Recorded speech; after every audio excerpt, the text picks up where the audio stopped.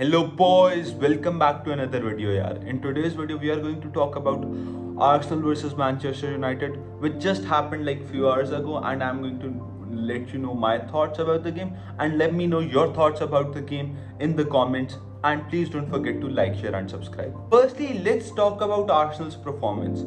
At the whole, I did not like our performance. I thought this was one of our worst games we have seen in a while. Like, this was one of those games where we never got into it. We were the worst side. We should have lost this game, but somehow we got the result. And these are the kind of games which we need to win more often. That's what we need. But at certain points, we need to realize the fact we need to change our brand of football. We cannot rely so much on our defense.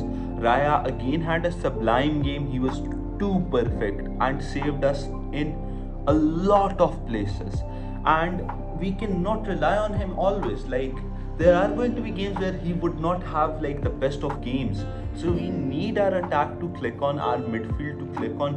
I thought our midfield's performance overall was very abysmal, except for Martin Odegaard, who had a decent game. His decision making was a bit off, but overall he was getting into the right spaces, he was controlling the play well, but overall had a very poor game in terms of decision making.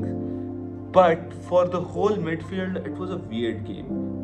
Like, this was one of those games where you are like, what are they even trying to do? I could not figure out what they were trying to do. Like, it was like we were lacking a shape, we were lacking tactics, we were lacking that essence of what kind of a football we want to play, what kind of football we want to show, and what are our goals for the upcoming season. This game lacked a lot of things for us, and United were really good at transitions. They were hitting us on the counters, and they played a beautiful game. I think if there was no David Raya, we could have conceded one or two goals minimum.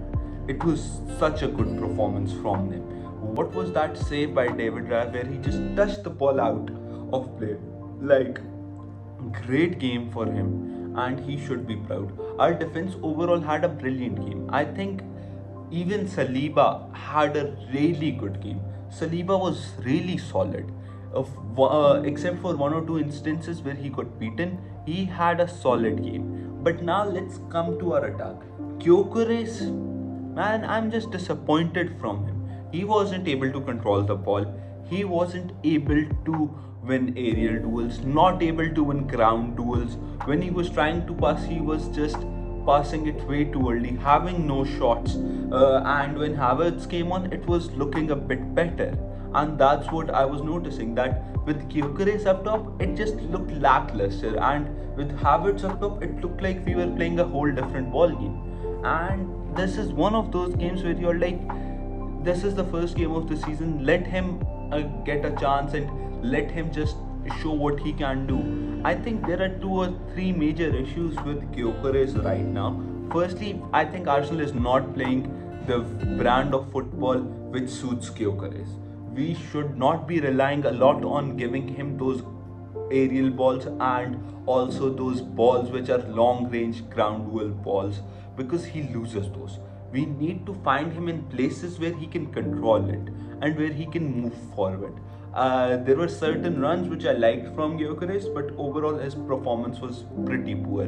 Now on to Bukayo Saka. Bukayo Saka overall had a mediocre game. It was not pretty poor like Gyökeres, and it was not as good as somebody like a Saliba or a David Raya. It was a very poor game for him, not abysmal, but just poor, where he was not able to control the ball. Like, he was not able to get past his man. We have to give credit to Patrick Dorgu and to Luke Shaw in those positions where they were not allowing him to gain that space or get him into those tight spaces where he can just leave his marker and move forward. And that alone cost us a lot.